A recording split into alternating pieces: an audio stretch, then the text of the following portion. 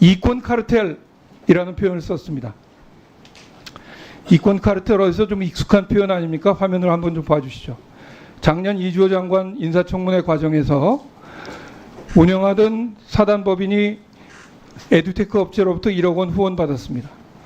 그리고 서울시 교육감 예비후보 때 한도 액수만큼의 거액의 후원금을 받았습니다. 이런 것이 이권 카르텔이죠.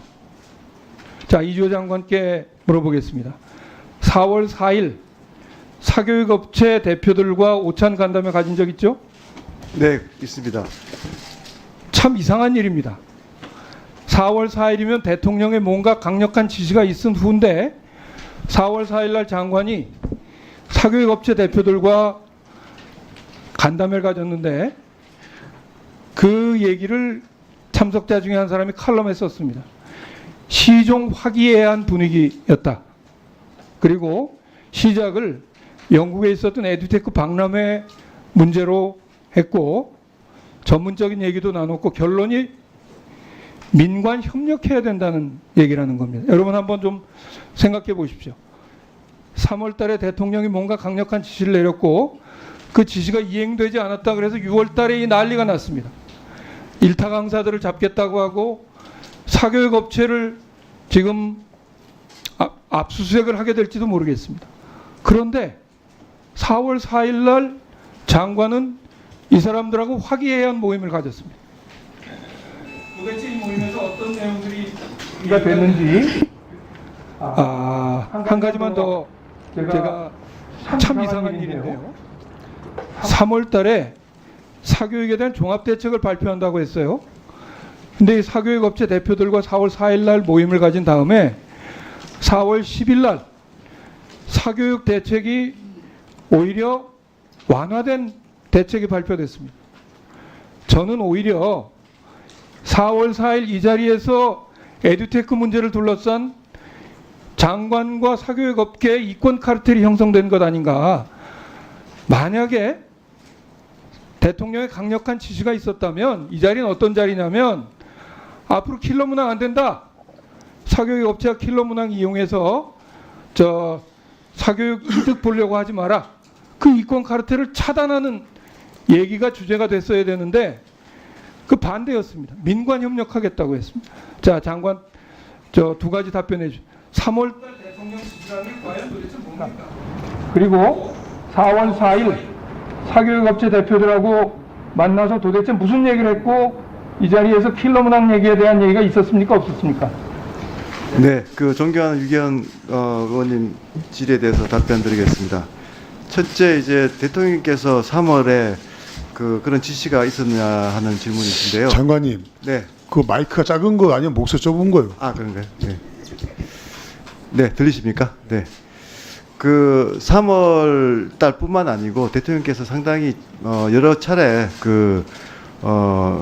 수능의 공정성은 강조하셨습니다. 그래서 저희가 이제 이 문제의 핵심은 그렇게 강조하셨음에도 불구하고 교육부가 제대로 실천을 못한 부분에 문제가 있었다고 생각합니다. 특히 이제 3월 달에 국장이나 평가원장을 경질할 게 아니라 장관을 잘라야죠. 제가 대통령의 지시사항을 이제 국장에게 강하게 이제 이야기를 했습니다만 그것이 사실 사교육 카르텔 문제라든가 또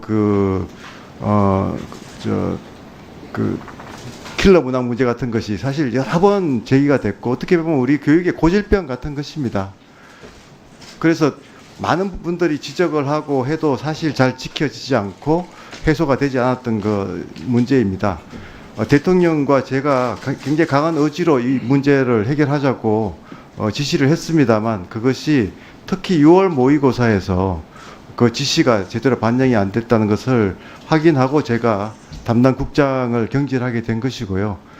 그래서 이 대통령께서 3월에 지시하셨냐 안 하셨냐 하는 그 부분은 확실하게 제가 지시하셨다고 답변을 드릴 수가 있습니다. 근거가 없잖아요, 근거가. 근거 대통령이 구두로 말씀을 하셨고 제가 또 구두로 그 직원들에게 여러 번 전달을 했습니다. 3월달에 받아놓고 4월 8일 사교육업계 대표들하고 만나서 화기애애한 모임을 가져요? 그 부분에 대해서는 또 제가 설명을 드리겠습니다. 사실 그 사교육 이권 카르텔이라는 거는 중대한 범죄입니다. 사실 카르텔이라는 걸 정의를 잘 아시겠습니다만 학생들에게 피해를 입히는 범죄 행위입니다. 그런데 그 이 사교육 기관에 있는 분들이 모두 다 범죄자는 아니지 않습니까? 사실 이런 범죄를 저지른 중대한 부분이 있지만 그럼에도 불구하고 사교육 전체의 그 부분에 있는 분들을 다 범죄자로 매도할 수는 없는 거고요. 앞에서 이제 유경 의원께서 지적하셨듯이 이 당시에 저희가 사교육 대책을 준비하고 있던 시기입니다. 당연히 사교육 대책을 준비할 때는 사교육의 중요한 오피니언 리더들과 대화를 할 필요가 있었습니다. 그래서 이제 그 부분은 그렇게 해서 미팅이 있었다는 말씀을 드리고요. 여기에 대해서 유착이라고 말씀하시는 것은 지나치다고 생각합니다. 저는 제가 그 당시에 킬러 문항 얘기는 그는 수능과 관련된 얘기이기 때문에 이분들에게 굳이 할 필요가 없었던 것입니다. 그래서 저는 제가 그 평생 교육계에서 활동을 하면서 이런 뭐 카르텔이라든가 이런 부분에서 유착되었다는 그런 제가 지적을 받는 것은 정말 저는 그런 데 있어서는 정말 깨끗하다고 생각을 합니다. 항상 그렇게 처신을 해왔고 제가 그 아시아교육협회에서 기부를 받은 거는 아시아교육협회라는 데가 실제로 공익법인이고 저 자신도 거기에 기부를 한 사람입니다. 국가의 그 교육 혁신을 위해서 공익적인 활동을 하는 기관에 기부를 받은 것이기 때문에 이거는 그 사교육 카르텔이나 이런 거하고는 전혀 관계가 없는 깨끗한 활동이라는 것을 다시 말씀드리겠습니다.